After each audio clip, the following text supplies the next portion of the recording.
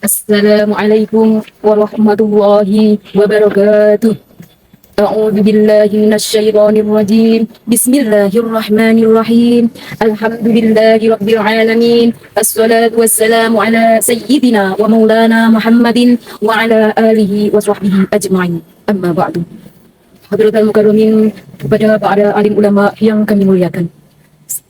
Sahabat-sahabat Fatayat Nahdlatul Ulama sekecamatan Pelosok Klaten yang kami hormati. Pemirsa yang dirahmati oleh Allah, pada kesempatan kali ini, marilah kita ucapkan puji syukur kehadirat Allah Subhanahu wa Ta'ala atas limpahan rahmat, taufik serta hidayahnya, sehingga kita dapat melaksanakan ibadah puasa pada hari yang ke-25 ini dalam keadaan sehat walafiat tanpa halangan suatu apapun. Subhanallah. Salawat salam semoga tetap tercurahkan kepada junjungan kita Nabi Agung Muhammad sallallahu alaihi wasallam sebagai uswatun hasanah.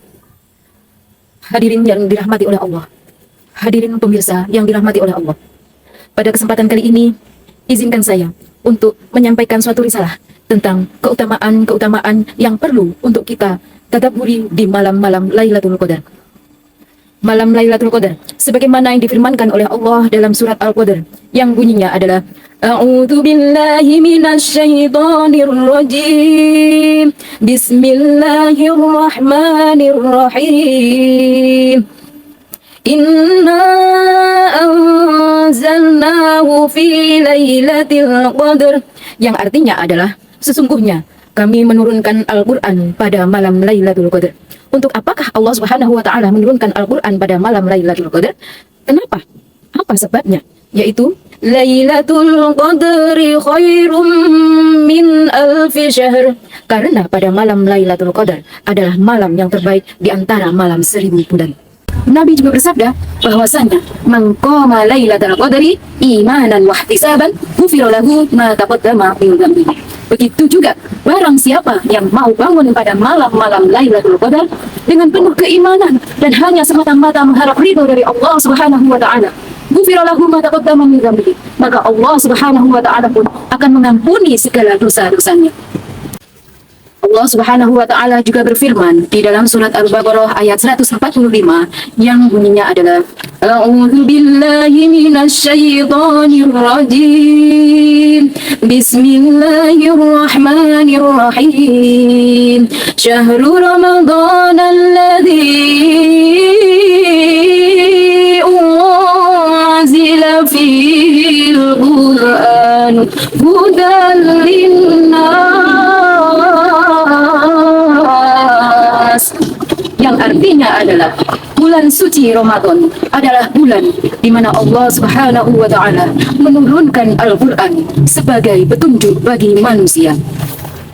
Hudan linnasi wa bayyinatin minal huda wal furqan.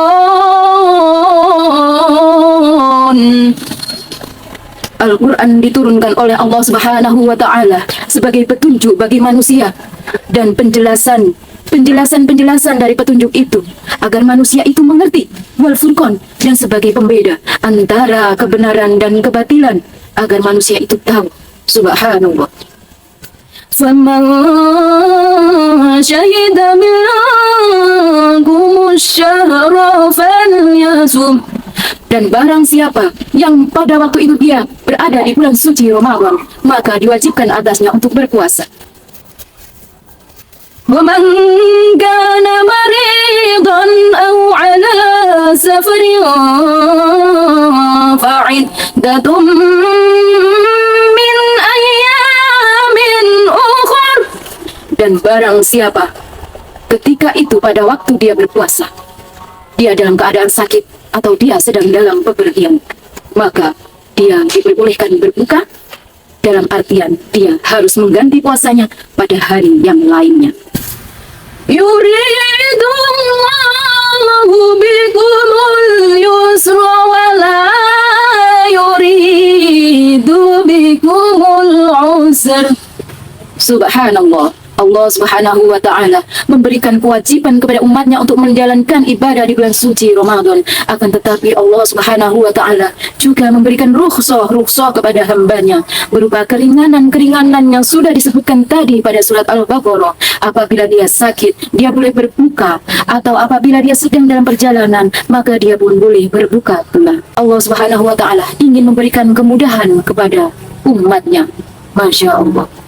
Oleh karena itu, hai saudara-saudaraku sekalian, marilah kita menjalankan ibadah ini di waktu-waktu yang akhir ini penuh dengan semangat, penuh dengan keikhlasan, hanya mengharapkan ridha dari Allah Subhanahu wa Ta'ala, dengan penuh sukacita. Dengan cara kita memperbanyak ibadah, dengan cara kita memperbanyak membaca Al-Quran, melewati tadarus Al-Quran, baik itu di rumah maupun kita ke masjid atau di musola-musola yang terdekat. Dengan begitu, agar apa? Agar Al-Quran itu benar-benar tertanam di dalam diri kita. Rasulullah juga bersabda bahwasannya Iqra'ul Qur'ana fa innahu ya'ti yaumal qiyamati syafi'an li ashabihi. Bacalah Al-Quran, karena sesungguhnya Al-Quran akan datang pada hari kiamat sebagai syafaat bagi siapa saja yang mau membacanya. Janganlah sampai Ramadan berlalu kita belum bisa move on dari Ramadan. Menantimu saban waktu bangkit jiwaku, kau sungguh hatiku dengan sinar tulus cahayamu, ku harapkan terus bersamamu selamanya. Ramadan, Ramadan, Ramadan di hati, Ramadan, Ramadan, ku mohon usah pergi. Akhir kalam, billahi taufiq wal hidayah wal afu minkum. Assalamualaikum warahmatullahi wabarakatuh.